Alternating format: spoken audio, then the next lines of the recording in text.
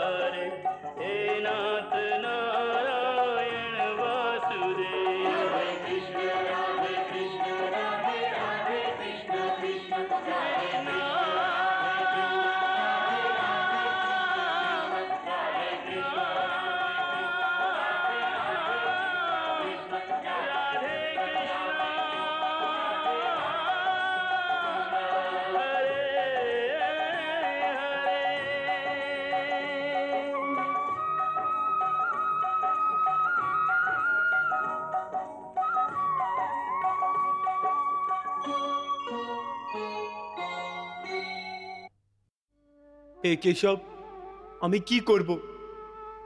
আমার মন এবং মস্তিষ্ক ওই ধর্ম কাটার মতো নড়ছে, যার দুটো পাল্লায় সমান সমান মাত্রায় জ্ঞান আর অজ্ঞান দুটোই রাখা আছে। এই মোড়ে এই দাঁড়িয়ে আমি আপনার কাছে চলে এসেছি। আমাকে একটা গুরুর মতন রাস্তা দেখান। রাস্তা দেখাও? অর্জুন কৃষ্ণকে পথ দেখাবার জন্য বলছে। মহারাজ, বাসুদেব শ্রীকৃষ্ণ অর্জুনের মিত্র। দ্বিধায় একজন বন্ধু অপর বন্ধুকে পথ দেখাতে বলে। এই কৃষ্ণ কারোরই বন্ধু হতে পারে না। ও অর্জুনকে রাস্তা দেখাবে না, বরং রাস্তা থেকে পথ ভ্রষ্ট করে দেবে। শব্দের জাদুঘর ও কৃষ্ণ। ও যা বলবে সহজ সরল অর্জুন ওকেই সত্যি মেনে নেবে। সঞ্জয়, আমাকে বলো কৃষ্ণ কি বলছে? হে অর্জুন, তুমি এই সময় না শুধু যুদ্ধভূমির মধ্যরেখায় দাঁড়িয়ে আছো, বরং তোমার বুদ্ধিও জীবন এবং মৃত্যুর মধ্যরেখা আটকে আছে। সেই জন্য তুমি নিজের কর্তব্য এবং নিজের ধর্ম থেকে পালাচ্ছ। কিন্তু নিজের কর্তব্য থেকে এইভাবে মুখ ফিরিয়ে অথবা এই যুদ্ধ থেকে বিচলিত হয়ে বিধির বিধান পাল্টাবে না, কারণ বিধাতার সিদ্ধান্ত অটল এবং নিখুঁত হয়। তোমার কি মনে হয়, তুমি যদি না মারো তাহলে এরা সবাই মরবে না? না অর্জুন, না। তুমি ওদেরকে যদি না মারো তাও ওরা মরবে, কারণ এদের ভাগ্যতে এদের মৃত্যুর সময়, দিন আর ক্ষণ তো আগের থেকে নির্ধারিত করে দিয়েছে। ওই বিধানের অনুযায়ী আমি তো এদের আগেই মেরে ফেলে দিয়েছি। সঞ্জয়, এটা তো কৃষ্ণের কল্পনা বিলাস আছে। বলছে যে আমি তো ওদের আগেই মেরে ফেলেছি। যদি মেরে ফেলে থাকে তাহলে যুদ্ধভূমিতে কি কৌরব যোদ্ধাদের দেহ পড়ে আছে? হে পার্থ, আমি তোমাকে এই অজ্ঞানের এই অন্ধকার থেকে বের করতে চাই। এই অন্ধকারে অন্ধদের মতো হাত পা চালানোর পরিবর্তে নিজের দূরদৃষ্টিকে একটি দিশা দাও। আর দেখো এই সৃষ্টির দিকে, এই সৃষ্টিতে যে জন্ম নেয় ও নিশ্চিত রূপে মৃত্যুর অধীনে এসে যায়। এর অর্থ এই যে এই মৃত্যু লোকের প্রত্যেকটি প্রাণী, ও মানুষ হোক, পশু হোক, পক্ষী হোক অথবা গাছপালা হোক, প্রত্যেকটি প্রাণী যারা শ্বাস নেয় নিজের জন্ম নেওয়ার সাথে সাথে নিজের মৃত্যুর সাথে নিয়ে আসে। প্রত্যেক প্রাণীকে এক না একদিন নিশ্চিত মুহূর্তে মরা, অর্থাৎ নিজের শরীর ত্যাগ করতেই হবে। সেই জন্য তুমি ওদের মরার চিন্তা ছেড়ে নিজের কর্তব্য মনে করে যুদ্ধ করো। এটা ঠিক বলছো কৃষ্ণা, যদি ওনার ভাগ্যে মৃত্যু লেখা আছে, কিন্তু ওর মাধ্যম আমি কেন হব? যদি পিতামার মৃত্যুর সময় চলে এসছে তাহলে উনি অবশ্যই মরে যাবেন। তাহলে আমি ওনাকে নিজের হাত দিয়ে কেন মারবো? তাহলে তুমি স্বয়ং নিজের হাত দিয়ে নিজের বিশ্ব পিতামাকে মারতে চাও না, তাই না? এটাই সত্য মাধব, আমি নিজের বিশ্ব পিতামাকে নিজের হাত দিয়ে মারতে পারবো না। তাহলে ঠিক আছে, মেরো না। কিন্তু তুমি আমাকে এটা তো বলো, কে বিশ্ব পিতামা আর কোথায় তোমার বিশ্ব পিতামা? আর কোথায় গেল তোমার বিশ্ব পিতামা? এটা তুমি কি জিজ্ঞেস করছো? বিশ্ব পিতামা কোথায় আছে, কে আছেন? তুমি কি দেখতে পাচ্ছ না? তোমার সামনেই তো দাঁড়িয়ে আছেন বিশ্ব পিতামা। ও, ও যে রথের উপরে দাঁড়িয়ে আছে। হ্যাঁ, উনিই তো। কিন্তু ও যে রথের উপরে দাঁড়িয়ে আছে পার্থ, ওটা তো খালি বিশ্ব পিতামায়ের শরীর। আমি জিজ্ঞেস করছি যে আসল বিশ্ব পিতামা কে, কোথায় আছে? হে কৃষ্ণ, তোমার কথা আমি একদম বুঝতে পারছি না। ও যে দেখা যাচ্ছে ও বিশ্ব পিতামা না, ও শুধু একটা শরীর। এর অর্থ হলো যে বিশ্ব পিতামা অন্য কেউ? অবশ্যই, এটাই তোমাকে বোঝাতে চাইছি আমি। দেখো ভালোভাবে, দেখো ওই শরীরে যেই প্রকাশ আছে যাকে আত্মা বলা হয়,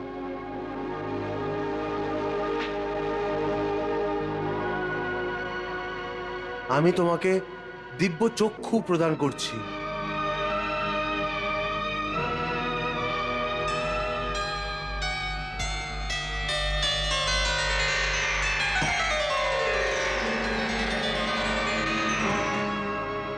এই দিব্য চক্ষু দিয়ে দেখো ওই আত্মাকে।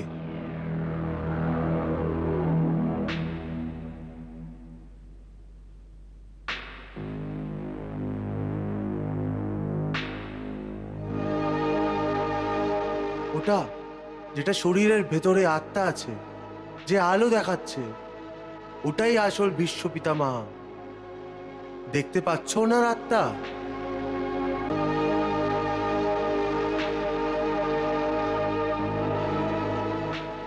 হ্যাঁ কেশব, একটা আলোর মতন আত্মা আমি দেখতে পাচ্ছি। খুব ভালো। এখন দেখো, যদি আমি নিজে সুদর্শন চক্র দিয়ে বিশ্ব পিতামার শরীর কেটে ফেলি, তাহলে শুধু ওনার শরীর মরবে, কিন্তু ওনার আত্মার আলো নিভবে না। দেখো, আমি তোমার এই দিব্য চক্ষুকে এই দৃশ্য জীবিত করে দেখাচ্ছি।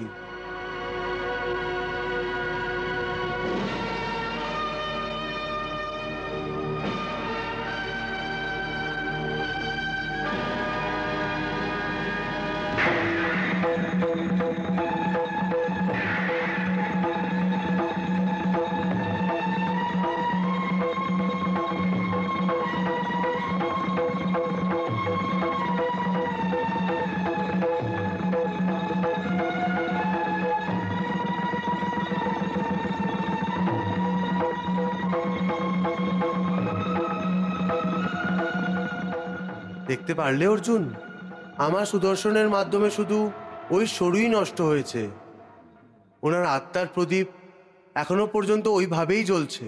কি? পিতামহর বধ যুদ্ধ আরম্ভ হওয়ার আগেই? সঞ্জয়, কৃষ্ণ তো এই যুদ্ধে শাস্ত্র না ওঠাবার কথা দিয়েছিল, তাহলে ও সুদর্শন চক্র কি করে ধারণ করলো? এটা অধর্ম, এটা যুদ্ধের নিয়মের বিরুদ্ধে হয়েছে সঞ্জয়। মহারাজ, বাসুদেব শ্রীকৃষ্ণ সত্যি সত্যি পিতামহকে বধ করেনি। ও তো শুধু উদাহরণ দিয়ে পিতামহের শরীরের টুকরো করে শরীরের ভেতরের আত্মাকে অর্জুনকে দেখাচ্ছে। এটা তো বাসুদেব শ্রীকৃষ্ণের লীলা। লীলা নয় সঞ্জয়, মায়া বলো মায়া। এই কৃষ্ণ মায়াবী। নিশ্চিত রূপে ও অর্জুনকে ভ্রমিত করছে, ওকে সম্মোহিত করে যুদ্ধ করার জন্য বাধ্য করছে। হে কন্তে, এই পরম সত্যিকে ভালোভাবে জেনে নাও যে পৃথিবীতে শুধু দেহ পচনশীল, কিন্তু আত্মা অবিনশ্বর। শরীরের মৃত্যুর পর আত্মা মরে না। আত্মা না কখনো জন্ম নেয়, না কখনো মরে। ও অজন্মা, নিত্যে, সনাতন এবং পুরাতন আছে, যে শরীরের মৃত্যুর পরও মরে না। না হন্যতে হন্যে মানে শরীরে। না হন্যতে হান্যে মানে শরীরে। কৃষ্ণের তত্ত্ব জ্ঞান শুনতে ভালো লাগে। হ্যাঁ মহারাজ, এমন মনে হচ্ছে যেন কানের মধ্যে অমৃত ঢালছে। ওনার শ্রীমুখ থেকে বের হয়ে আসা প্রত্যেকটা শব্দ হিরে মতি দিয়ে ওজন করার যোগ্য। আর শ্রীকৃষ্ণ জ্ঞানের এই ভাণ্ডারকে এত উদারভাবে বিলিয়ে দিচ্ছেন যে ওই জ্ঞান যারা অর্জন করছে তাদের ঝুলিটা ছোট পড়ে যাবে। বাহ সঞ্জয়, তোমার মন তো অর্জুনের আগেই কৃষ্ণের কথার আকর্ষণে ফেসেই গেছে। আরে এই কৃষ্ণ বড়ই চতুর। ও জানে যে অর্জুনকে এত তাড়াতাড়ি কোনো জালে ও ফাঁসাতে পারবে না। সেই জন্যই ও আস্তে আস্তে জাল ছাড়িয়ে দিয়ে সুন্দর সুন্দর শব্দের মুক্ত ছাড়াচ্ছে, যাতে ও মুক্তকে ছায়ন করার লোভে অর্জুন জাল না দেখতে পারে আর ওর মধ্যে ফেসে যায়।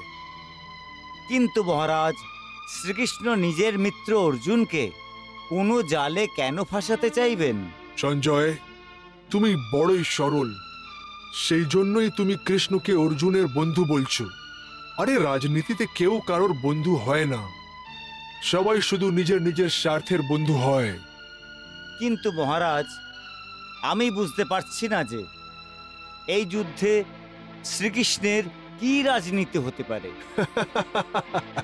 তুমি বুঝবে না, আমি বলছি। একদিকে কৃষ্ণের সেনাবাহিনী কৌরবদের সাথে আছে, আর অন্যদিকে স্বয়ং কৃষ্ণ পাণ্ডবদের সাথে আছে। এখন কৌরব জিত হাসিল করুক অথবা পাণ্ডব, দুই দিকেই কৃষ্ণের জয়গান হবে। কারণ যেই জিতবে ও এই কথা ভাববে যে ও শ্রীকৃষ্ণের সাহায্য নিয়েই জিত হাসিল করতে পেরেছে। ক্ষমা করুন মহারাজ, যদি আপনার বলার অর্থ এই হয় যে এই যুদ্ধতে শ্রীকৃষ্ণের কোনো রাজনৈতিক লাভ আছে, তাহলে কৌরব আর পাণ্ডবদের মধ্যে আপোষ করাবার জন্য উনি শান্তিদূত হয়ে কেন এসেছিলেন? যুদ্ধ থামাবার জন্য উনি এত চেষ্টা কেন করলেন? শান্তির ওই চেষ্টা একদম মিথ্যে ছিল। মুখে রাম নাম আর বগলে ছুরি, এরকম ব্যাপার। যদি কৃষ্ণ শান্তি চায়, তাহলে এই সময় অর্জুন যখন যুদ্ধ করতে চাইছে না, তাহলে ওকে অস্ত্র শস্ত্র ওঠাবার জন্য কেন বাধ্য করছে? এই কৃষ্ণ শান্তি দূত নয়, বরং একজন কুটিল রাজনীতিজ্ঞ। ওর দার্শনিক কথায় কান দেও না, ওর চাল দেখো। ও এই যুদ্ধে কৌরব এবং পাণ্ডব দুজনেরই শক্তিকে ধ্বংস করতে চায়, যাতে এর পরে ও ভারতের একাই সম্রাট হয়ে যায়। কেশব, তোমার কথা আমার মনকে ভ্রমিত করছে। তুমি দুটো কথা একসাথে বলছো যা পরস্পর বিরোধী। তুমি বলছো যে শরীর মরে যায়, কিন্তু শরীরের একটা ভাগ যাকে আত্মা বলা হয় সে মরে না? না অর্জুন, আমি আত্মাকে শরীরের একটি ভাগ বলিনি। আমি বলেছি যে আত্মা এবং শরীর দুটোই আলাদা আলাদা জিনিস। যেমন তুমি আর তোমার কবচ দুটোই আলাদা জিনিস। তোমার কবচের যদি দুটো টুকরো হয়ে যায় তাহলে ওর এই অর্থ হবে না যে অর্জুনের দুটো টুকরো হয়ে গেছে। যেইভাবে তুমি আর তোমার কবচ দুটোই আলাদা আলাদা জিনিস, অথবা তুমি আর তোমার এই রথ দুটোই আলাদা আলাদা জিনিস, ওইভাবেই মানুষের শরীর আর ওর আত্মা দুটো আলাদা আলাদা জিনিস। এইভাবে বুঝে নাও, যেই রথে অর্জুন বসে আছে ওই রথে অর্জুন না, অর্জুন তো ওটা যে রথের ওপরে বসার রথী।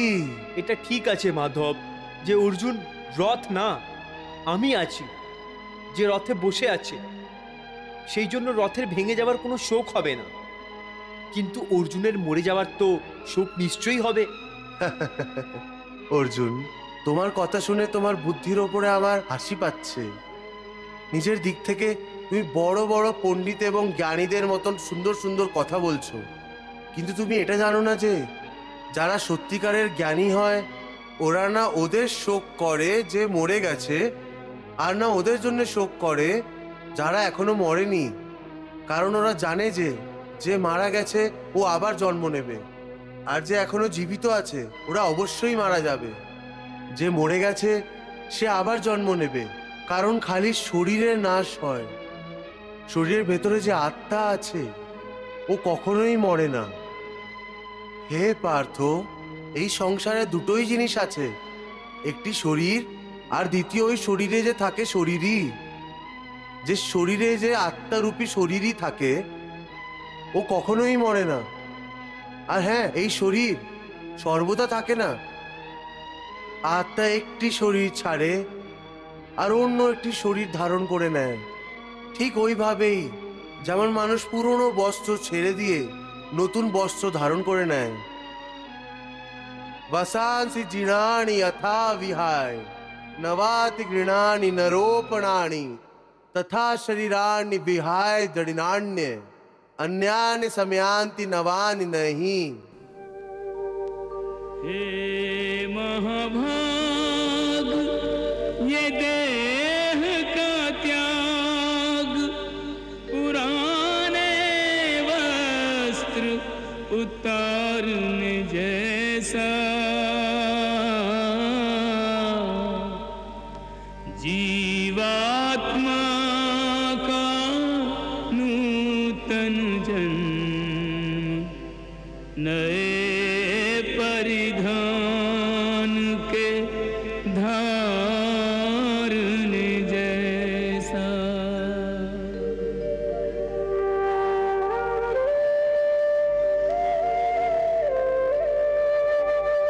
देह भी चोला वस्त्र भी चोला है, यह तथ्य विचारने जैसा।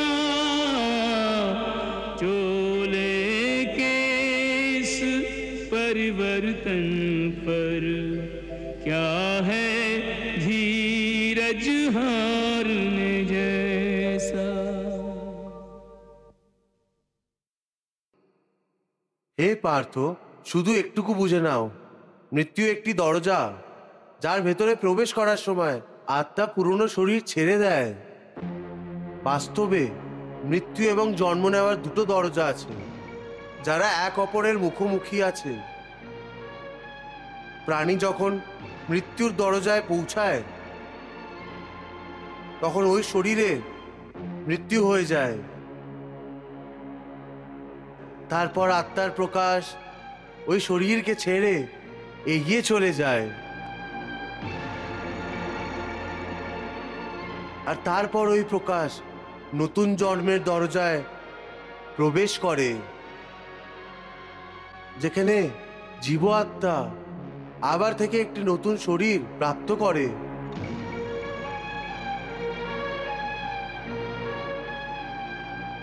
ওখান থেকে ওর নতুন জন্মে নতুন যাত্রা শুরু হয়ে যায়। হে পার্থ, আত্মা নিত্য, সেই জন্যই ও বদলায় না, কিন্তু শরীর পাচনশীল, সেই জন্য একটি আত্মারই অনেক শরীর বদলায়। সেই জন্য সব জন্মে ও নতুন নতুন শরীর ধারণ করতে থাকে। প্রত্যেক নতুন নতুন জন্মে আত্মা শুধু নতুন নতুন শরীর তো বদলায়ই, বরং প্রত্যেকটি জন্মে ওকে যে শরীর দেওয়া হয় ওই একটি শরীরও ও ওই জন্মেই বদলাতে থাকে। এই কথা আমি বুঝতে পারলাম না কেশব, কেন কি এক জন্মে মানুষকে তো একটা শরীরই প্রাপ্ত হয়? না, একটি না, অনেকগুলো শরীর দেওয়া হয় একই জন্মে। আমি এখনো বুঝতে পারিনি প্রভু। আমি বোঝাচ্ছি। মনে করো নিজের ছোটবেলা, ওই সময় অর্জুনের শরীর কেমন ছিল? একজন বালকের।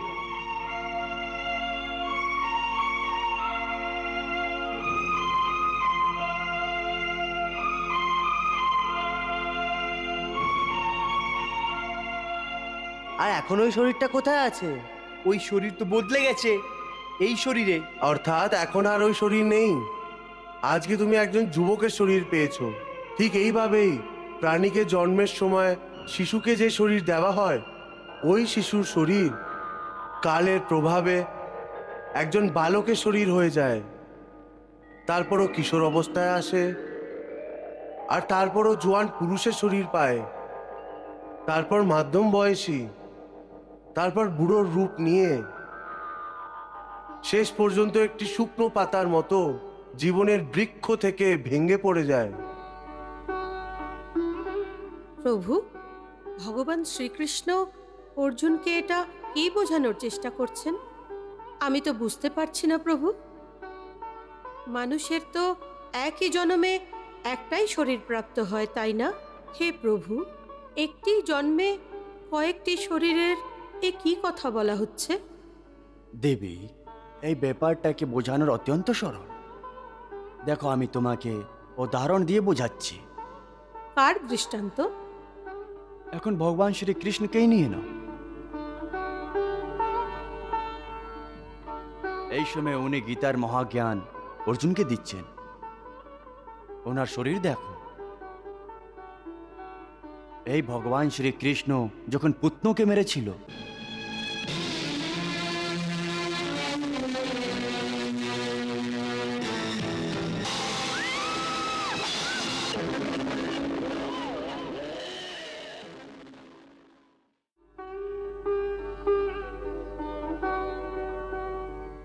যখন শক্তাসুরকে নিজের পায়ের একটি ছোট আঙ্গুল দিয়ে আকাশে ছুঁড়ে ফেলে দিয়েছিল,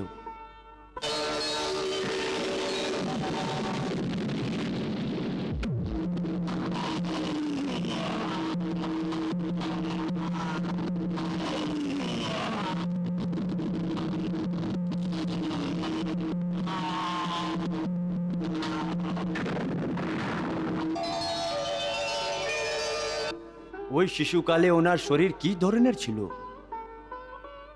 এই কৃষ্ণ তো উনিই আছেন, শুধু শরীর বদলাচ্ছেন। ওই দেখো, যখন মায়ের মাখন চুরি করে হাঁটুর শক্তি দিয়ে দৌড়াতো, ওই মাখন চোর রূপের শরীর অন্য ছিল।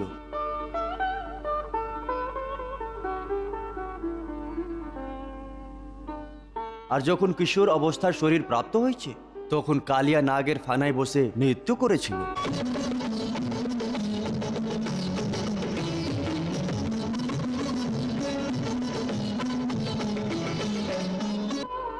ওই সময় আমিও ওনার সাথে নৃত্য করার দৃষ্টতা করেছিলাম।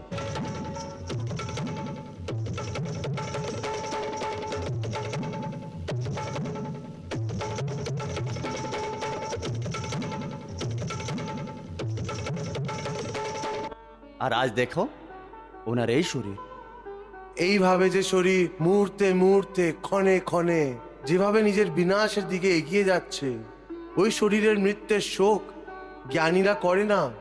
এই রূপের জন্য শাস্ত্রতে বলা হয়েছে যে কৃষ্ণম বন্দে যদ্গুরুং।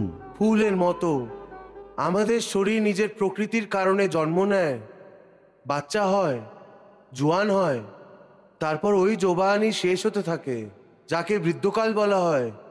আর ওই বৃদ্ধ শরীরকে যখন আত্মা ছেড়ে দেয়, তখন শরীরের মৃত্যু হয়ে যায়। কিন্তু ওই আত্মা কোথায় চলে যায়? শরীর ছেড়ে আত্মা কোথায় এবং কি করে বাস করে? পুরনো শরীর ছাড়ার পর আত্মা নতুন শরীরে বাস করা শুরু করে দেয়। কোনো শিশুর শরীরে চেতনা রূপে হয়ে এসে যায়, তারপর আবার ওই চক্র আরম্ভ হয়ে যায়। তারপর ওইভাবেই জন্ম নেওয়া, হাঁটু গেড়ে চালা, উঠে চলা, আবার চলতে চলতে পড়ে যাওয়া, এরা সবাই শরীরের কৌতুক। এইটুকু কথা যদি বুঝে নেবে, না তো তোমার কারোর মরার শখ হবে, আর নাই তুমি মৃত্যুকে ভয় পাবে। बचपन यौवन वृद्धावस्था जीवात्मा की हो जैसे तन में, वैसे ही लेकर नूतन जन्म प्रवेश करे वो नए जीवन में। বাহ বাহ, আজকে তো শ্রীকৃষ্ণের শ্রীমুখ দিয়ে জ্ঞানের গঙ্গা প্রভাবিত হচ্ছে। এই গঙ্গাতে অর্জুন অবশ্যই ডুবে যাবে, আর এই কৃষ্ণ ওর বুদ্ধি ভেদন করেই ছাড়বে। মহারাজ, যারা এই গঙ্গায় স্নান করবে তাদের সবার আত্মা ধন্য হয়ে যাবে। সঞ্জয়, আমি দেখতে পাচ্ছি যে অর্জুনের তীর তো তুনিরেই বন্ধ হয়ে পড়ে আছে, কিন্তু কৃষ্ণের মুখ থেকে যে তীর নিক্ষেপ হচ্ছে সেটা তোমার হৃদয়কে নিশানা বানিয়ে দিয়েছে। মহারাজ, কথা যদি হৃদয়কে ছোঁয়ার মতো হয় তাহলে নিজেকে কি করে আটকে রাখবো?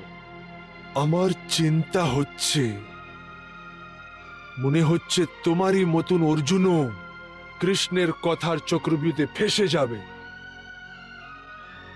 কিন্তু ওর কথা শোনা ছাড়া আমাদের আর কোনো উপায়ও নেই। হে অর্জুন, আমার আর তোমার এই শরীর না, আমরা তো এই শরীরে বাস করছি দুটো আত্মা। এই শরীর তো শুধু আমাদের রথ, আমরা ওর স্বামী। রথ ভেঙে গেলে স্বামী ভেঙে যায় না, ওইভাবেই শরীরের সূক্ষ্ম এবং দুঃখ আত্মাকে সূক্ষ্ম আর দুঃখ দেয় না। যদি আমরা আত্মা হই তাহলে এই সুখ দুঃখের অনুভূতি আমাদের আত্মায় কি করে হয়? এই সুখ দুঃখের অনুভূতি আত্মার হয় না, শুধু শরীরের হয়। তাহলে আত্মার কি হয়? আত্মার কিচ্ছু হয় না, কারণ এই হওয়া না হওয়া, সুখ দুঃখ, সর্দি গরমি, এইসব প্রকৃতির নিয়ম। আত্মা তো অবিনাশী পরমাত্মার অংশ হয়, সেজন্য আত্মা প্রকৃতির সীমার থেকে বাইরে আছে। আত্মা অচিন্ত্য, মানবীয় চেতনার চিন্তার জালে ফাঁসে না।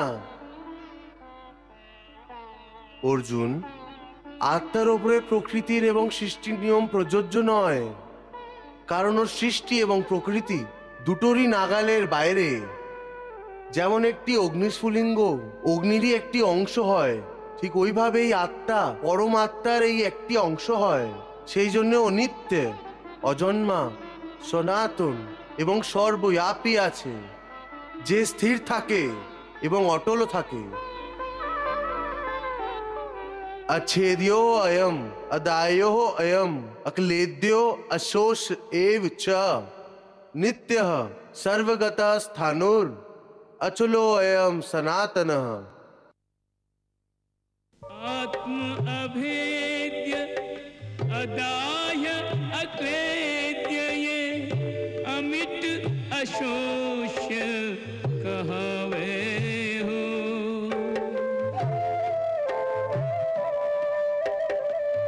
आत्म अभेद्य अदाय अक्लेद्य ये अमिट अशोष्य कहावे हो। नित्य सनातन सर्वव्याप्त ध्रुव वेद ये भेद बतावे हो।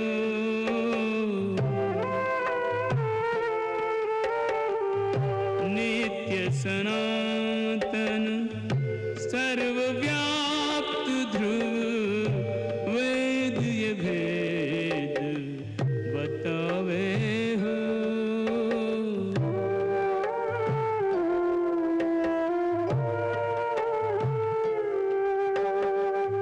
परमात्मा का अंश है आत्मा, परमानंद लुटावे हो।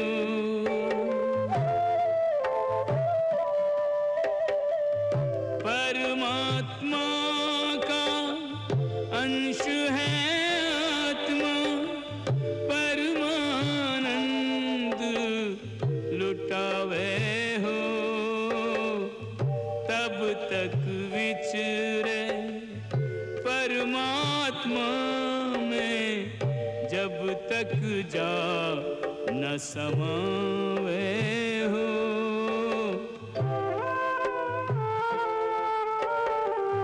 करके इसका शोक बावरे, व्यर्थ ही नीर बहावे हो। হে পার্থ, আত্মাকে না কোনো শস্ত্র কাটতে পারে, আর না কেউ জ্বালাতে পারে। একে কোনো জল গলাতে পারে না, আর না একে কোনো বায়ু শুকাতে পারে। নয়নম ছিন্দন্তি শস্ত্রাণি, নয়নম দহতি পাবকঃ, ন চৈনম খেদন্ত্যাপো, ন শোষ্যতি মারুতঃ।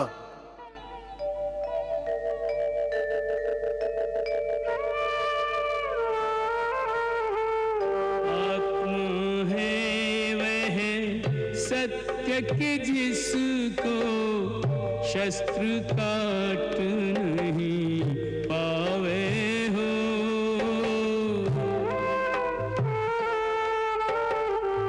अलख अभेद्य नित्य को कोई कैसे लक्ष्य बनावे हो।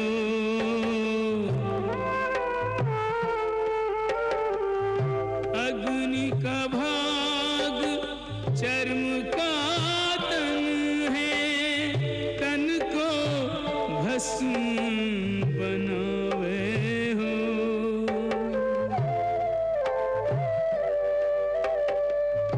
अग्नि का भाग चर्म का तन है, तन को भस्म बनावे हो। अमर कुमारे कौन अजर को कैसे अग्नि जरावे हो।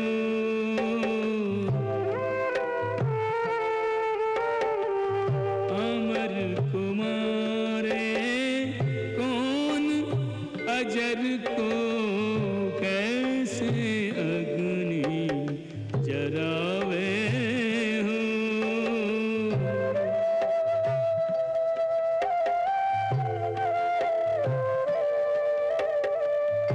आत्मा नहीं माटी की मूरत, जिसको नीर गलावे हो।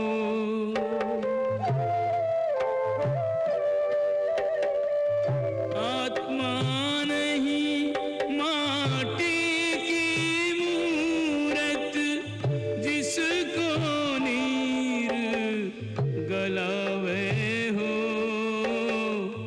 यह तो महासागर है, इसकी कोई थाह न पावे हो।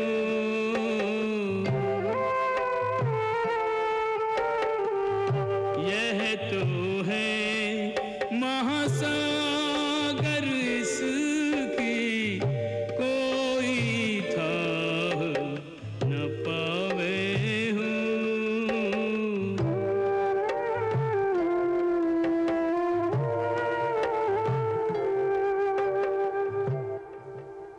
হে অর্জুন, এইসব বুঝে তোমাকে না কারোর মরার শোক করা উচিত।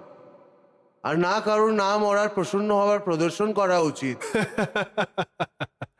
না জীবিত থাকার জন্য আনন্দিত হও, নাই কেউ কারোর মৃত্যুতে দুঃখ হও। আরে এটা কি ধরনের উপদেশ হলো? মানুষ দুঃখ সুখ অনুযায়ী প্রতিক্রিয়া যদি প্রকট না করে তাহলে ও বাঁচবে কি করে?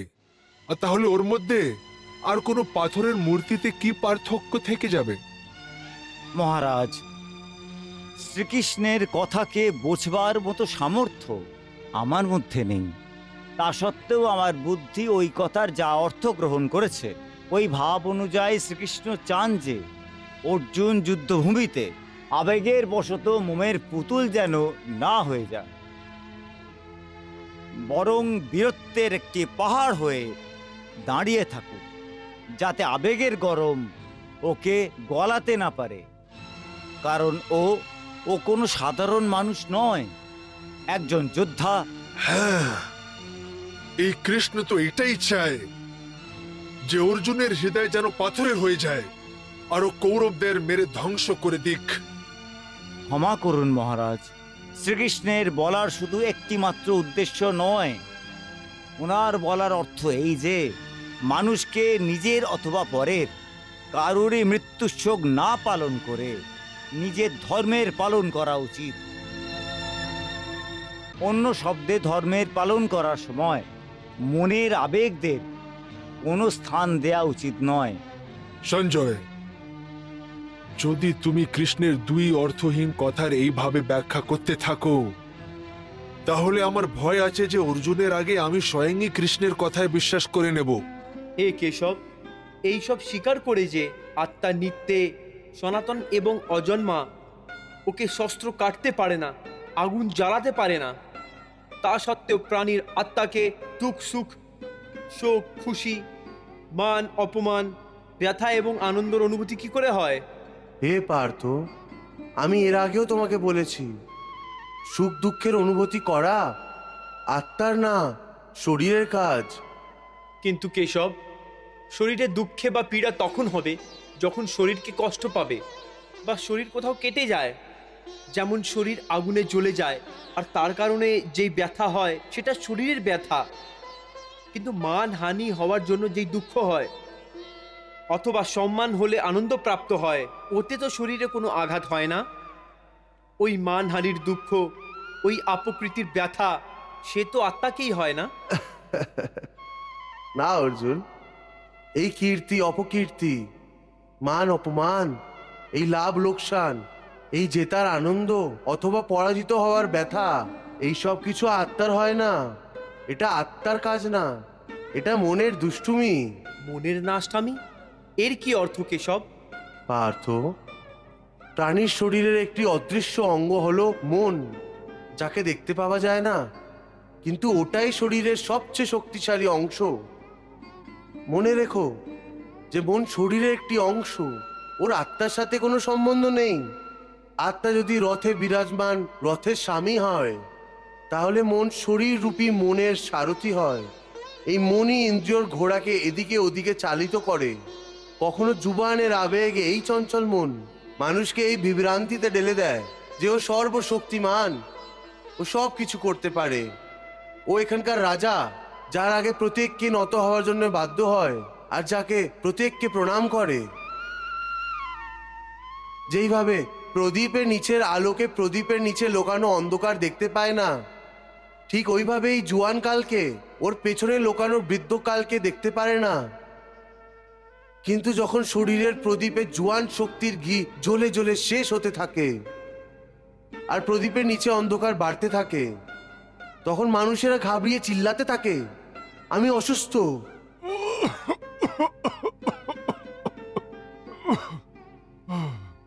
আমি অসুস্থ, আমি দুঃখে,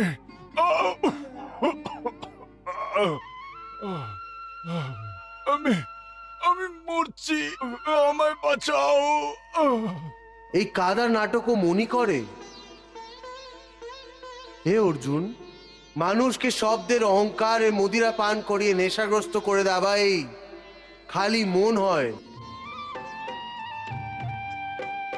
मन मन से बड़ा बहरूपी न कोई, पल पल रचता स्वांग निराले।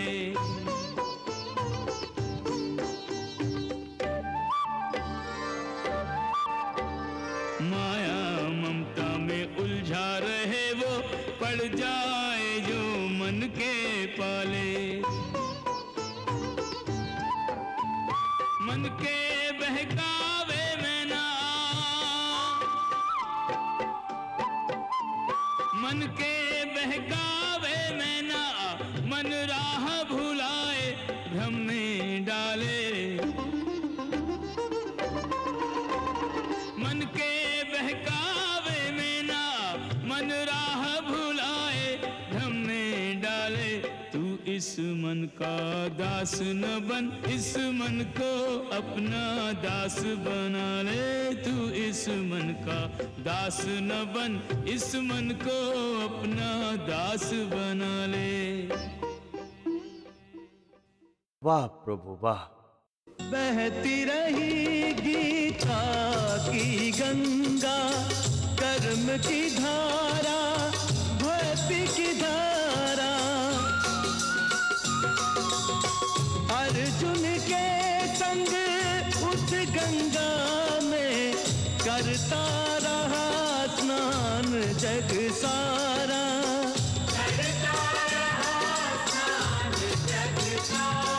सब धर्मों के भेद भुला के, एक मेरा शरणागत हो जा। मैं हर पाप से मुक्ति दूंगा, शोक न कर मेरी भक्ति में खो जा। शोक न कर मेरी भक्ति में खो जा। धर्म अधर्म के भेदों से न्यारे, अमर है गीता की बोल सारी। हे नाथ नारायण वासुदेव, श्री कृष्ण गोविंद हरे मुरारे। हे नाथ नारायण वासुदेव। विद्युमात स्वामी सखा हमारे, विद्युमात स्वामी सखा हमारे। हे नाथ नारायण वासुदेव, श्री कृष्ण गोविंद हरे मुरारे। हे नाथ नारायण वासुदेव। हरे कृष्ण कृष्ण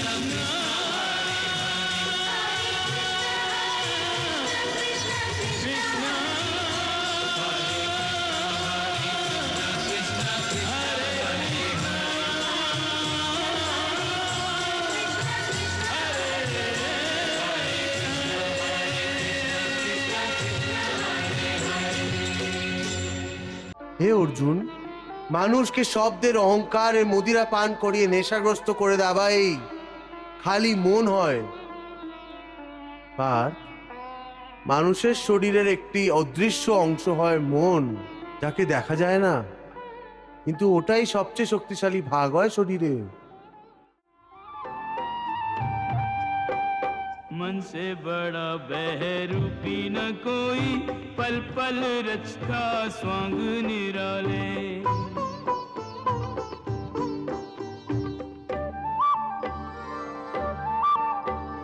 माया ममता में उलझा रहे वो, पड़ जाए जो मन के पाले। मन के बहकावे में ना, मन के बहकावे में ना, मन राह भुलाए भ्रम में डाले। मन के बहकावे में ना, मन राह भुलाए भ्रम में डाले।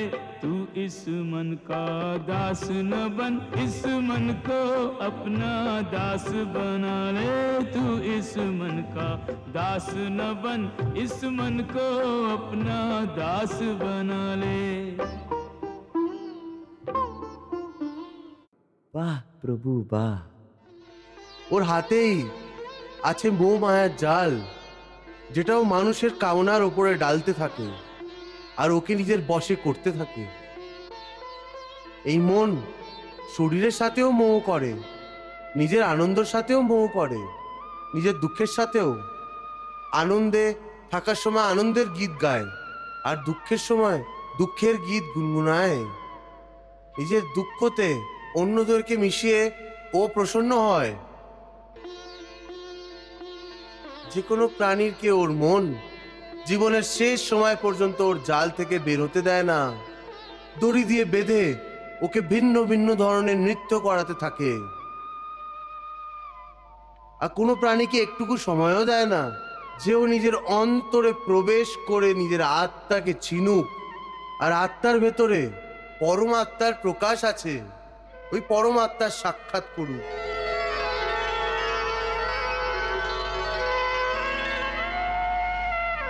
হে সঞ্জয়, নিজের পরম আত্মার প্রাপ্তির ইচ্ছে প্রত্যেক মানুষেরই হয়। আমার মনেও এই ইচ্ছে আছে, কিন্তু পরম আত্মাকে দেখার সৌভাগ্য আমার আজ পর্যন্ত হয়নি। কি করে হবে মহারাজ? কেন? আমি অন্ধ এই জন্য? না মহারাজ, নিজের প্রভুর দর্শনের জন্য শরীরের নয়, মনের চক্ষুর প্রয়োজন হয়। কিন্তু আপনি আপনার অন্তর্চক্ষু বন্ধ করে রেখেছেন, তাহলে আপনি প্রভুর সাক্ষাৎ কিভাবে পেতে পারবেন? আর যদি মনের চোখ খোলা না থাকে, তাহলে প্রভু যদি চোখের সামনেও আসেন, তাকে দেখা যাবে না। প্রভু, সঞ্জয় এটা কি ঘুরিয়ে পেঁচিয়ে কথা বলছে?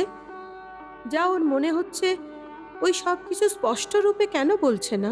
দেবী, সঞ্জয় ঈশ্বরের উপরে বিশ্বাস রাখে, ও ভগবান শ্রীকৃষ্ণের ভক্ত, আর অন্যদিকে ও মহারাজ ধৃতরাষ্ট্রের সেবক। সেই জন্য ওকে নিজের ভক্তি এবং নিজের সেবা ধর্ম দুটোই রক্ষা করতে হচ্ছে। না ও ভগবান শ্রীকৃষ্ণের প্রভুতের বিরুদ্ধে কিছু বলতে পারবে, আর নাই নিজের স্বামী মহারাজ ধৃতরাষ্ট্রের ইচ্ছে বিরুদ্ধে। সেই জন্য ও স্পষ্টভাবে কিছুই বলতে চায় না। এই দ্বিধা থাকা সত্ত্বেও সঞ্জয় সুচতুরভাবে সত্যি কথাটা বলে দিল যে ভগবানের দর্শনের জন্যে শরীরের থেকে অনেক বেশি মনশ্চক্ষুর আবশ্যকতা হয়। আর মহারাজ ধৃতরাষ্ট্র শরীর এবং মন দুটি চক্ষেই অন্ধ। সঞ্জয়, তোমার কথাও শ্রীকৃষ্ণের কথার মতোই অনেকটা ঘোরানো পেঁচানো। আমি বুঝতে পারি না। তুমি আমাকে এটা বলো যে এই সময়ে কুরুক্ষেত্রে কি হচ্ছে? হে পার্থ, প্রাণীর জন্য এটা প্রয়োজন যে যে প্রাণী নিজের মনকে আয়ত্তে করে নিজের অন্তরে উকি দিয়ে আত্মাকে দেখুক। তখন ওই আত্মার ভেতরে ও পরমাত্মার প্রকাশ স্পষ্টভাবে দেখতে পাবে।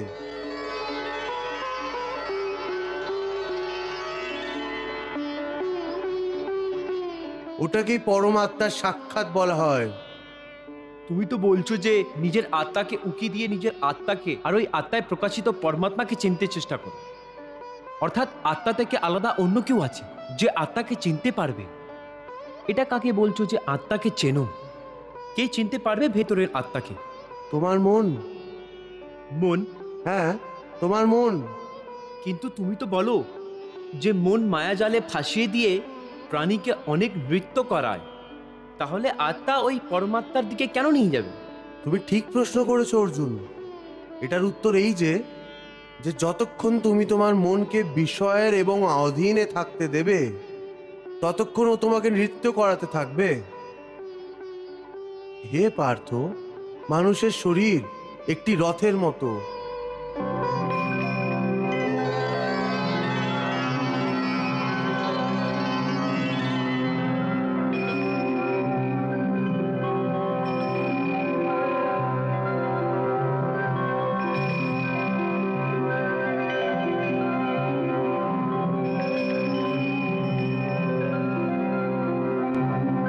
এই রথের যে ঘোড়া আছে ওদের মানুষের ইন্দ্রিয় মনে করো। যেমন চোখ, নাক,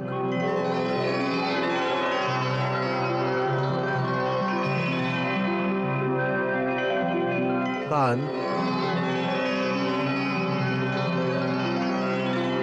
মুখ, জিহ্বা ইত্যাদি। এই ইন্দ্রিয় রূপী ঘোড়াকে যে সারথি চালায় ওই সারথিই মন।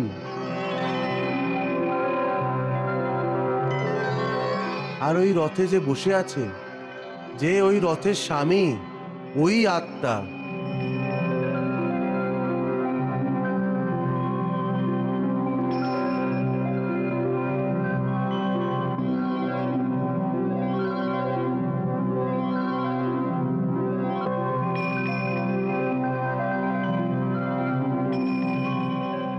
মানুষের ইন্দ্রিয় নিজের বিষয়ের দিকে আকর্ষিত হতে থাকে।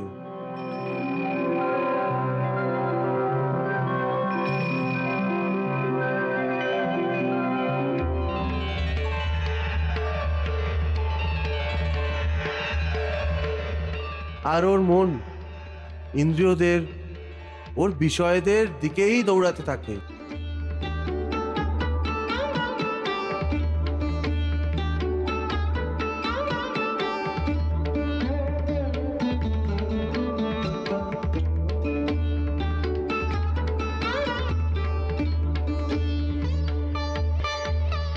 এটা ততদিন পর্যন্তই হতে পারে যতক্ষণ জীবাত্মা নিজের মনকে নিজের আয়ত্তে আনতে পারে না। যতক্ষণ মন আয়ত্তে আসবে না ততক্ষণ ও ইন্দ্রিয়দের বিষয়ের দিকেই দৌড়াতে থাকবে। বিষয় ওনাকে ডাকে আর ইন্দ্রিয় ওদের দিকে দৌড়ে যায়। আর মন জীবাত্মার কোনো চিন্তা না করেই রথকে ওই দিকে টেনে নিয়ে যায়। কিন্তু যখন তুমি স্বয়ং মনের অধীনে না থেকে মনকে নিজের অধীনে করে নেবে, তখন ওই মনই একজন ভালো সারথীর মতো তোমার শরীর রূপী রথকে সোজা প্রভুর চরণে নিয়ে যাবে। मन है शरीर के रथ का सारथी, रथ को चाहे जिधर ले जाए।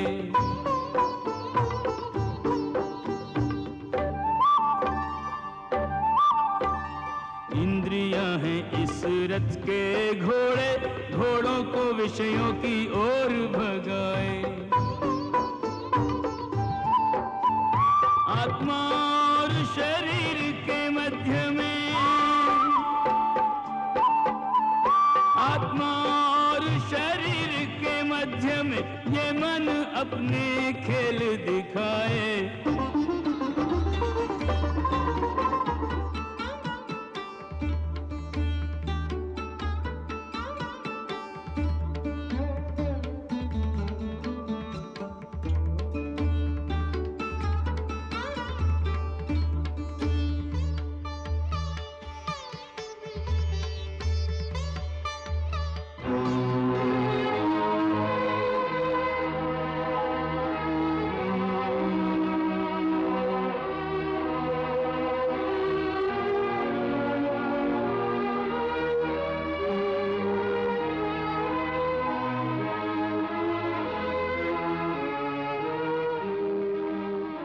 मन को वश में कर ले जो योगी, वो इसी रथ से मोक्ष को जाए।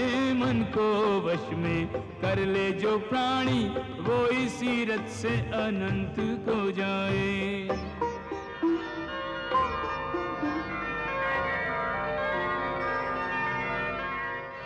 সেই জন্যই আমি বলেছিলাম যে কে মনেব মনুষ্যানাম কারণ বন্ধন মোক্ষেও। অর্থাৎ যদি মন তোমার স্বামী হয় আর তুমি ওর অধীনে আছো, তাহলে ও তোমাকে মায়ার বন্ধনে বাঁধতেই থাকবে। আর যখন তুমি মনকে আয়ত্তে এনে নেবে আর ওর স্বামী হয়ে যাবে, তখন ওই মনই তোমাকে মোক্ষের দ্বার অবধি নিয়ে যাবে। হে মধুসূদন, এটা বলা তো অনেক সহজ, মনে আয়ত্তি আনার চেষ্টা কর, মনের স্বামী হয়ে যাও, কিন্তু এটাই তো সব থেকে বেশি কঠিন কাজ। হে কেশব, মন তো বায়ুর মতন চঞ্চল, যেইভাবে বায়ুকে আয়ত্তি আনা কোনো মতেই সম্ভব না, ওইভাবেই এই চঞ্চল মনকে নিজের অধীন আনা একদম কঠিন কাজ। হে অর্জুন, তুমি যা বলছো তা সত্যি যে মন অত্যন্ত চঞ্চল, ওকে নিজের আয়ত্তে করা অনেক মুশকিল কাজ। মুশকিল না জনার্দন, অসম্ভব। না অর্জুন, মুশকিল অবশ্যই হয়, কিন্তু অসম্ভব না। তুমি বলতে চাও যে মনকে বশে করা কোনো রাস্তা অবশ্যই আছে? অবশ্যই আছে। কি রাস্তা কেশব? असंशयम महाबाहो मनो दुर्निग्रहम चलम अभ्यासेन तु कौन्ते वैराग्येण च गृहते। অর্থাৎ মনকে আয়ত্তে আনার জন্য ওর উপরে দুটো তলোয়ার দিয়ে প্রহার করতে হয়। একটি তলোয়ার অভ্যাসের আর দ্বিতীয় তলোয়ার বৈরাগের। অভ্যাস এবং বৈরাগ্য? হ্যাঁ, অভ্যাস এবং বৈরাগে। দেখো অর্জুন, অভ্যাসের অর্থ হলো ক্রমাগত অভ্যাস। মনকে যে কোনো একটি কাজে লাগিয়ে দাও, ও ওখান থেকে পালিয়ে যাবে। ওকে ধরে আনো, ও আবার পালাবে, ওকে আবার ধরো, এরম বারবার করতে হবে। যেমন ঘোড়ার নবজাত শিশু একটি মুহূর্তের জন্য স্থির থাকে না, প্রত্যেক মুহূর্তে এদিকে ওদিকে দৌড়াতে থাকে।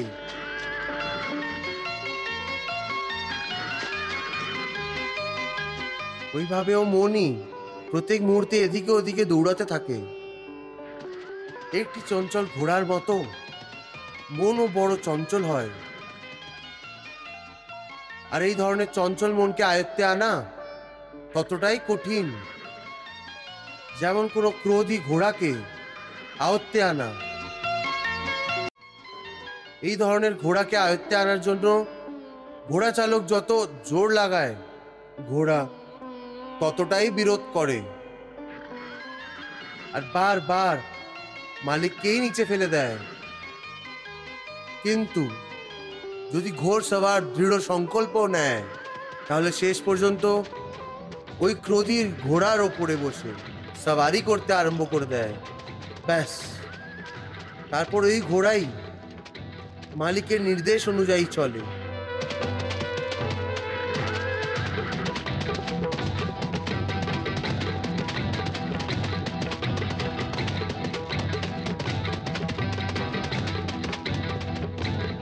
ওইভাবেই মনকেও নিয়ন্ত্রণের দড়ি দিয়ে বেঁধে বারবার নিজের রাস্তায় টেনে নেওয়া হয়।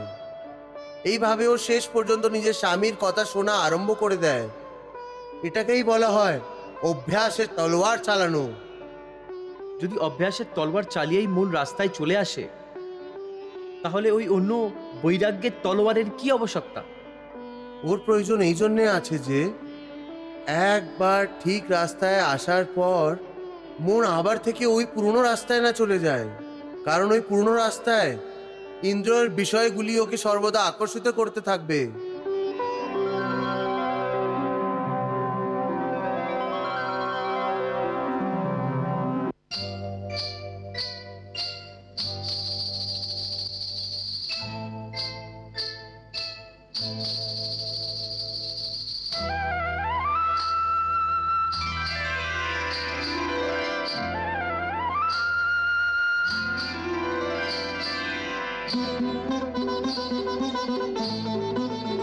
মিথ্যে, ভোগ, বিলাস আর কামের তৃষ্ণা ওকে আবার নিজের দিকে টানতে পারে।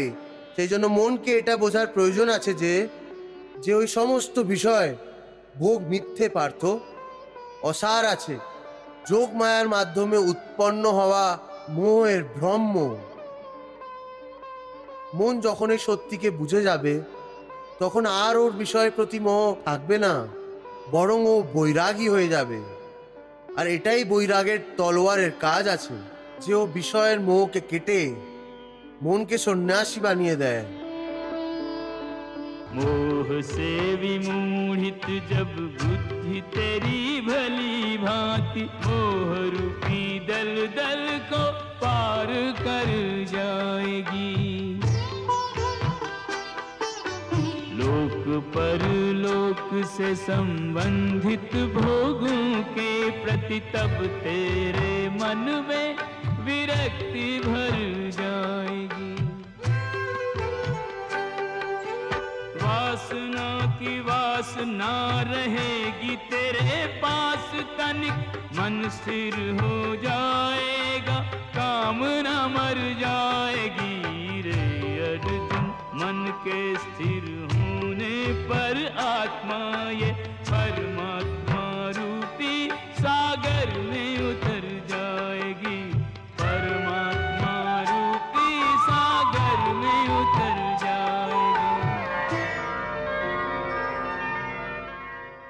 প্রভু, বিষয়ের জ্ঞান তো মানুষ তার ইন্দ্রিয়র মাধ্যমেই পেয়ে থাকে, আর ভগবান শ্রীকৃষ্ণ বিষয়ের মোহকে ত্যাগ করার কথা বলছেন। তাহলে কি মনুষ্য ইন্দ্রিয়র ব্যবহার করাই ছেড়ে দেবে?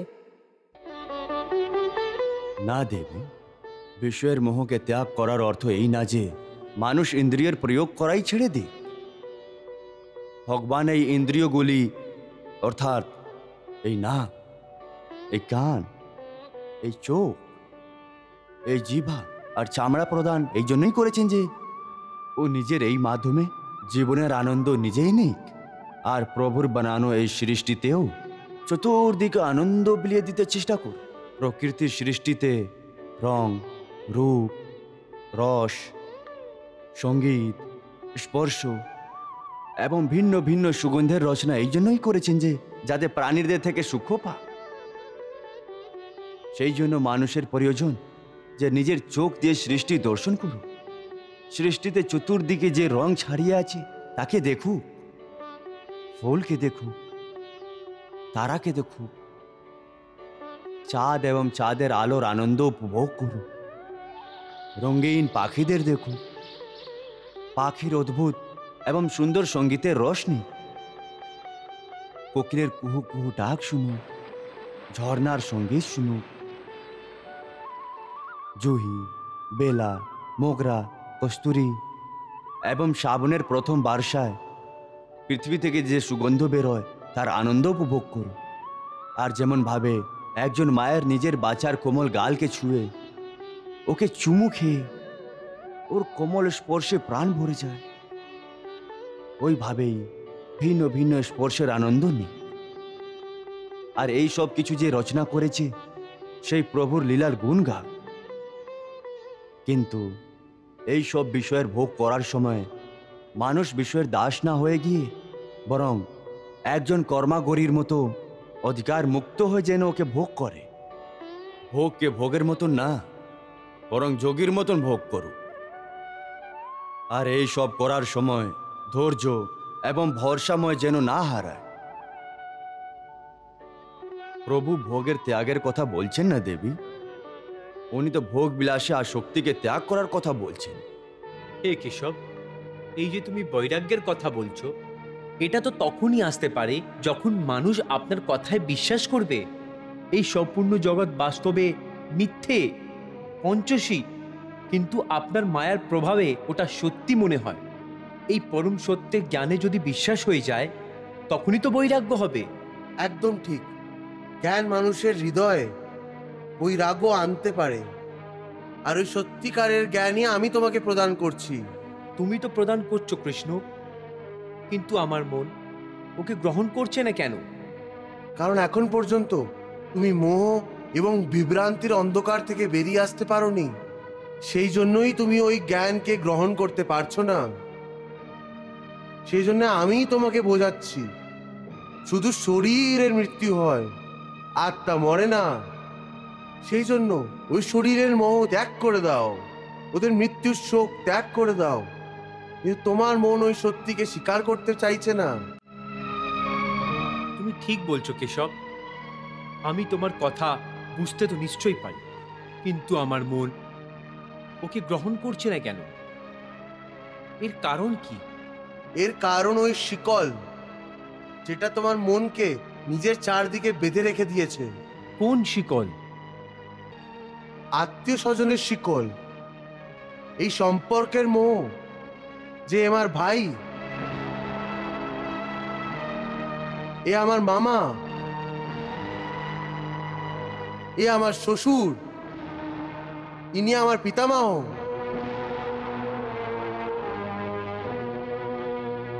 তুমি ঠিকই বলছো জি, আত্মীয় স্বজনের শিকল আমাকে চারিদিক থেকে বেঁধে রেখেছে, কিন্তু আমি এই শিকলকে কি করে ভেঙে দেব? আমি মেনে নিয়েছি এই সমস্ত শরীর পাছনশীল, কিন্তু এদের সাথে আমার যে সম্পর্ক আছে সেটা তো পঞ্চশীল না, সেটা তো সত্যিকারের।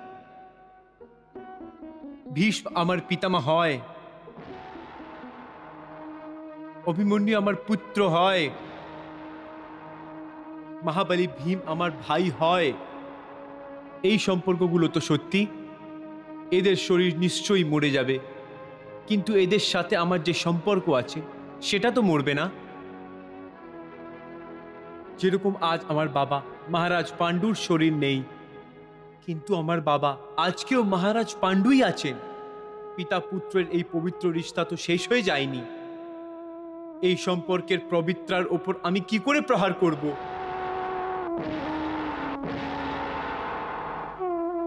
শরীরকে ভুলে যাব, কিন্তু আমার দাদুর সম্পর্কে তীর কি করে চালাবো? নিজের ভাইয়ের মাথায় তলোয়ার কি করে তুলব? অর্জুন, এই সম্পর্ক, এই আত্মীয়তা সবকিছু এই জন্মের। এই জন্মের আগে অথবা এই জন্মের পরে এই সম্পর্কের কোনো অস্তিত্ব থাকে না। এই কাকা, মামা, ভাই, পুত্র, পিতামহ গত জন্মে কোথায় ছিল? তোমার সাথে কি সম্পর্ক ছিল? আর আগের জন্মে এরা কে হবে, কোথায় হবে? এর উত্তর আছে তোমার কাছে? না কেশব। সেই জন্যই বলছি যে যখন শরীর পচনশীল, তাহলে এই সম্পর্কও পচনশীল। কারণ এই সমস্ত সম্পর্ক শরীরে। আর এই যে তুমি নিজের পিতার উদাহরণ দিয়েছো, যে ওনার আর তোমার মধ্যে পিতা পুত্রের সম্পর্ক শেষ তো হয়ে যায়নি, তাহলে এটাও তোমার বিভ্রান্তি, অজ্ঞানতা। শুধু তোমার মনে এখন পর্যন্ত ওই সম্পর্ক জীবিত আছে, কারণ তুমি এখনো ওই জন্মেই আছো। কিন্তু তোমার পিতাশ্রী এই সময় যেই জনিতেই থাকে না কেন, ওনার জন্য ওই সম্পর্ক শেষ হয়ে গেছে। পিতার কথা ছাড়ো, নিজের কথা বলো। গত জন্মে যখন তোমার মৃত্যু হয়েছিল,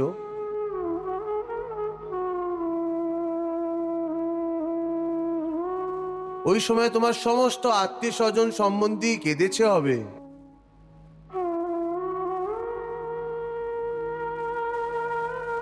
তোমার পত্নী এবং তোমার পুত্রেরা অনেক বিলাপ করেছে হবে।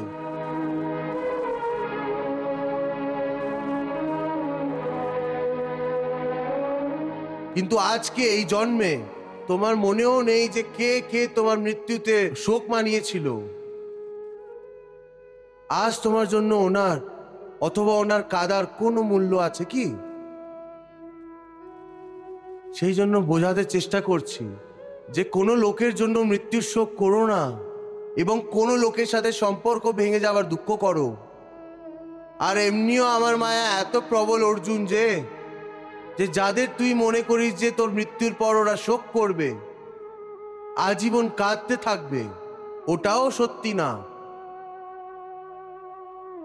আমার মায়ার প্রভাবে কিছুদিনের পরেই ওই লোকেদেরকে তুই আবার হাসতে খেলতে দেখবি।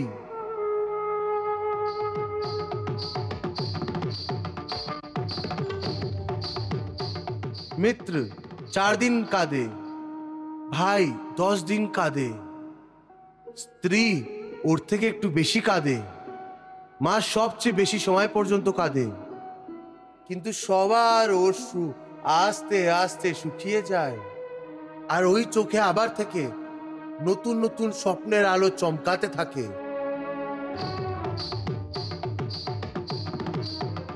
হে অর্জুন, তুমি কি বলতে পারবে যে গত জন্মে তোমার কোন আত্মীয় স্বজন তোমার জন্য কতটা কেঁদেছিল? না কেশব, এটা আমি কি করে বলতে পারি? আমার তো এটাও মনে নেই যে উনি কে ছিলেন। ব্যাস, যেইভাবে তুমি তোমার গত জন্মকে ভুলে গেছো, ঠিক ওইভাবেই তুমি তোমার এই জন্মকেও ভুলে যাবে। এই জন্মের সম্পর্কের অর্থ তোমার আগামী জন্মে কিছুই থেকে যাবে না। আজ অভিমন্যুকে তুমি তোমার পুত্র বলে মনে করছো, হতে পারে যে পেছনের জন্মে ও তোমার পিতা ছিল,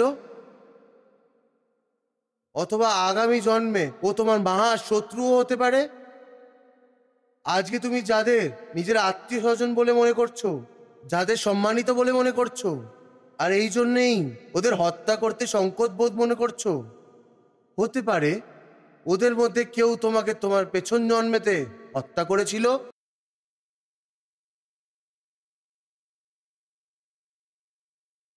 অথবা আগামী জন্মেতে তুমি ওর হত্যা করে দেবে। হে অর্জুন, এই সম্পর্ক শরীরের জন্মের সাথে জন্ম নেয় আর শরীরের মৃত্যুর সাথেই মরে যায়। সেই জন্য এই আত্মীয় স্বজনের চক্রবিউ থেকে বাইরে বেরিয়ে এসো।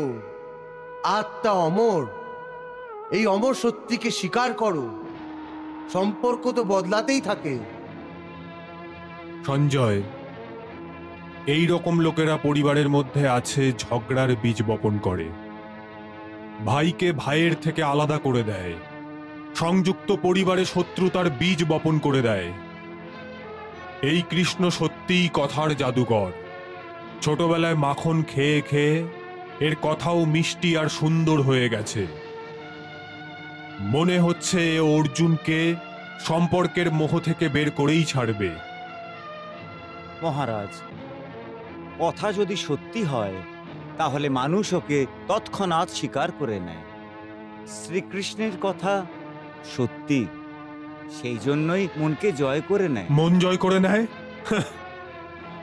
আমার মনের মধ্যে তো তীরের মতো বিদ্ধ হচ্ছে ওর কথা। আমি তো প্রসন্ন ছিলাম যে কৃষ্ণ এই যুদ্ধে অস্ত্র উঠাবে না, কিন্তু আজ জানতে পারলাম যে ওর সবচেয়ে ভয়ঙ্কর অস্ত্র হচ্ছে ওর জিভ, আর ও এই অস্ত্রকে ভীষণভাবে ব্যবহার করছে। এখন আর কেউ কিছুই করতে পারবে না।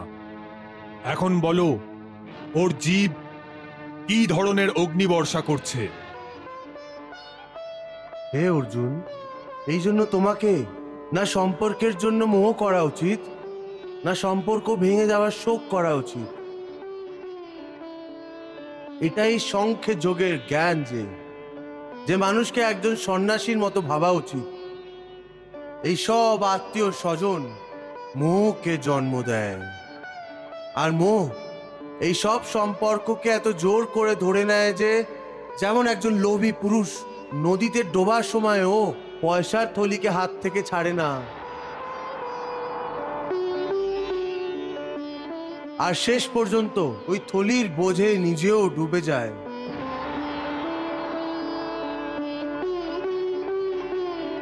সেই জন্য নিজের মনকে সন্ন্যাসী বানাও, আর এই মোহের বন্ধনকে ছাড়ো। আর এই ব্যাপারে ভাবো যে এই সময় তোমার কর্তব্য কি, তোমার ধর্ম কি, আর সেটা অনুযায়ী কর্ম করো। প্রভু, ভগবান শ্রীকৃষ্ণ একদিকে তো অর্জুনকে এটাই বোঝানোর চেষ্টা করছেন যে এই আত্মীয় স্বজন সমস্ত কিছু ব্যর্থ, এর মোহ ত্যাগ করে দাও, এই বন্ধন থেকে মুক্ত হয়ে যাও।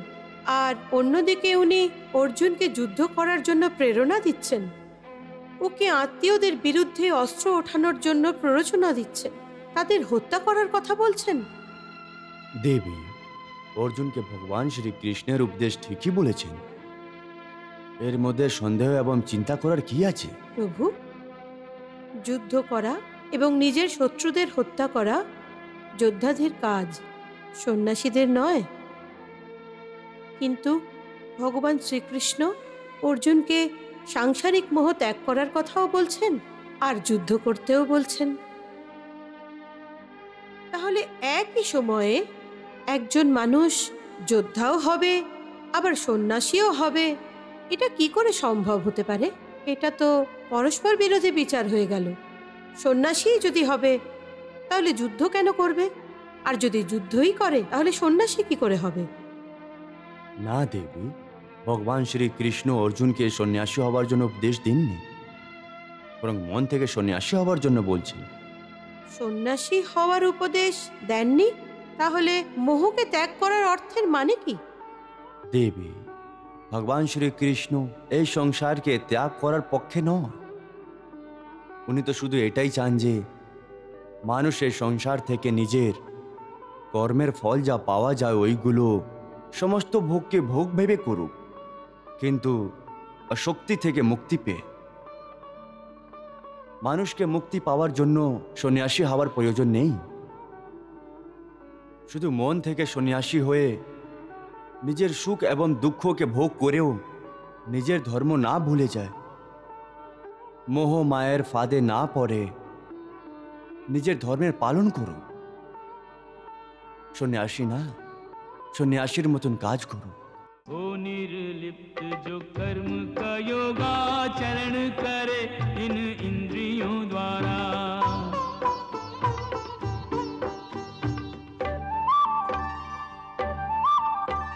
जिसने मन से इंद्रियां जीती, इंद्रियों से जो पुरुष न हारा,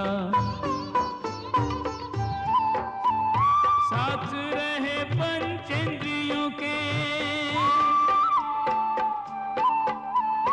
साथ रहे पंचेंद्रियों के, फिर भी पंचेंद्रियों से रहे न्यारा, साथ रहे पंचेंद्रियों के, फिर भी पंचेंद्रियों से रहे न्यारा। कर्म के ऐसे योगी को शास्त्रों ने नरोत्तम कह के पुकारा, कर्म के ऐसे योगी को शास्त्रों ने नरोत्तम कह के पुकारा। তাহলে ধর্মের পালন করে মানুষ তো কর্ম করবেই, আর কর্ম করলে সন্ন্যাস ধর্মের পালন কি করে করবে?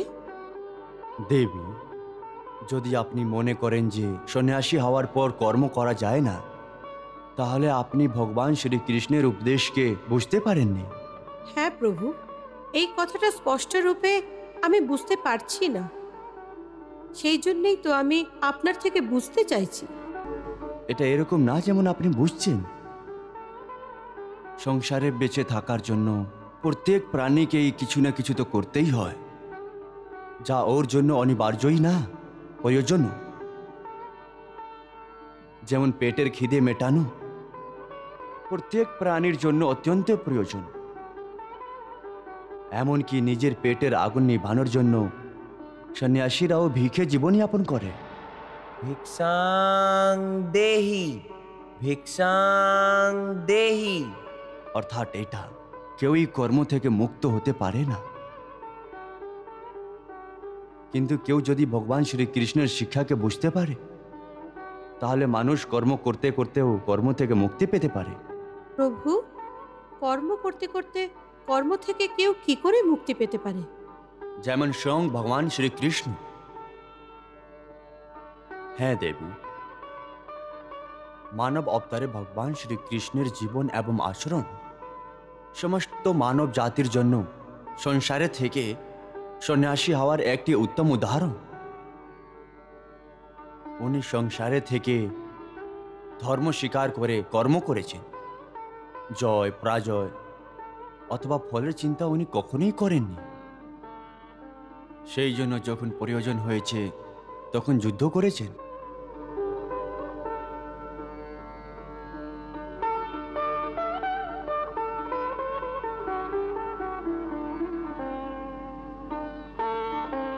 কখনো হেরে গেছেন, কখনো জিতে গেছেন, কিন্তু ওনার চেহারায় ওই হাসি আর ওনার হৃদয়ে ওই শান্তি ছিল।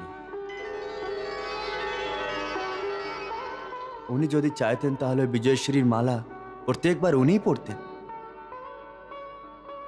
উনি কর্ম করতে করতেও লোভ লোকসান অথবা ওর পরিণামের চিন্তা কখনই করেননি, আর নিজের কর্তব্যের পথ থেকে কখনই সরে দাঁড়াননি। সাংসারিক সম্পর্কে কংস কৃষ্ণের মামা ছিল, কিন্তু ধর্ম রক্ষা করার জন্য উনি ওনার সংহার করার জন্য পিছপা হননি।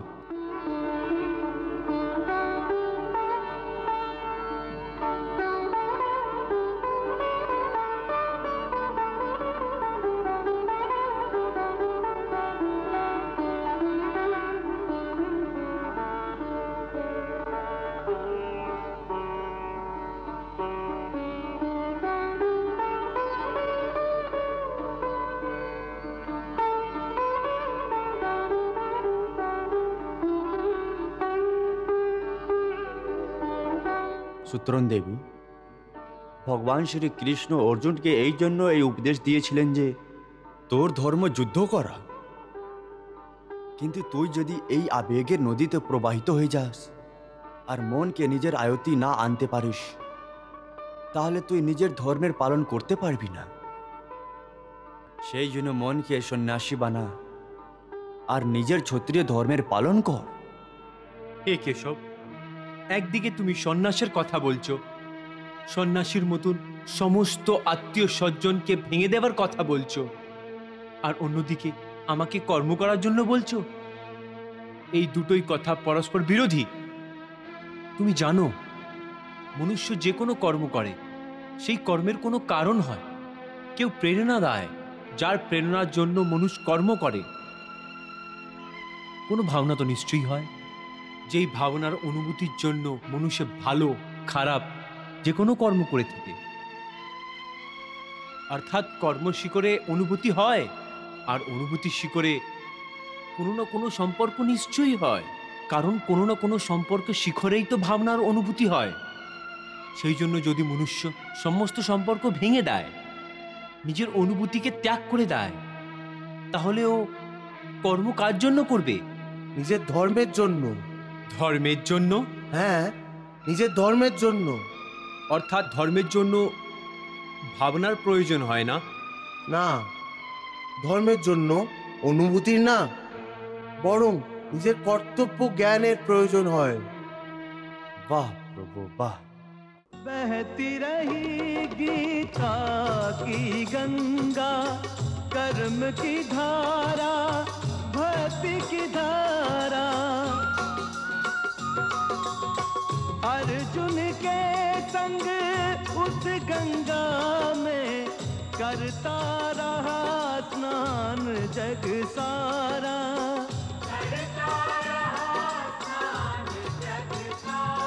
सब धर्मों के भेद भुला के एक मेरा शरणागत हो जा। मैं हर पाप से मुक्ति दूंगा, शोक न कर मेरी भक्ति में खो जा। शोक न कर मेरी भक्ति में खो जा। धर्म अधर्म के भेदों से न्यारे अमर है गीता के बोल सारे। हे नाथ नारायण वासुदेव, श्री कृष्ण गोविंद हरे मुरारे। हे नाथ नारायण वासुदेव। पितुमात स्वामी सखा हमारे, पितुमात स्वामी सखा हमारे।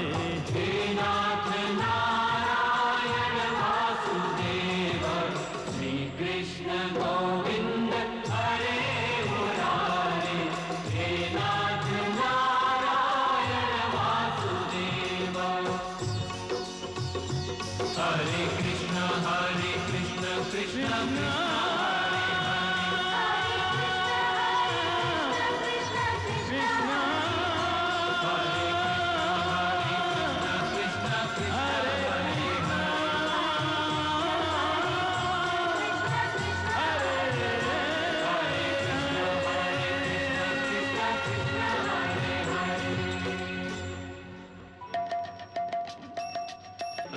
Krishna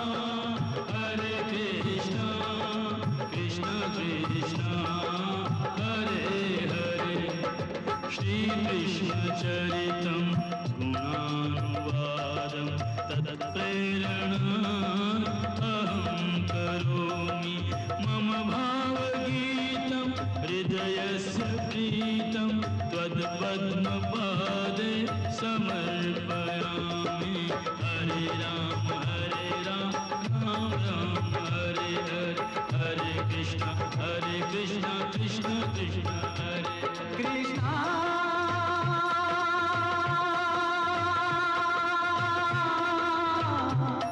कृष्ण